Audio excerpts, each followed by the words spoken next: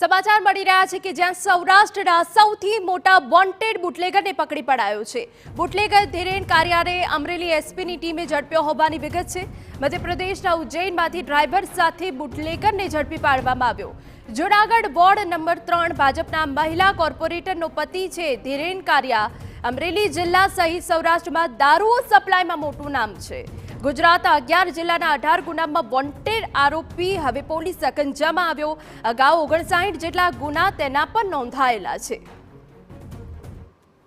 2010માં પ્રથમ વખત જૂનાગઢમાં ધીરેન કારિયા વિરુદ્ધમાં પ્રોહિબિશન એક્ટ હેઠળ ગુનો દાખલ કરવામાં આવ્યો હતો।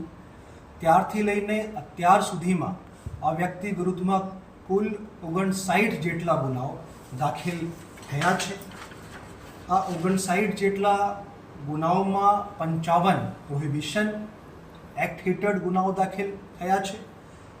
એક 307 હેઠળ એક મારામારીના ગુના છે અને એક દિલ્હીમાં નકલી પાસપોર્ટ બનાવવામાં એ વ્યક્તિ વિરુદ્ધમાં ફોર્જરીની કલમો હેઠળ ગુનો દાખલ કરવામાં આવ્યો છે।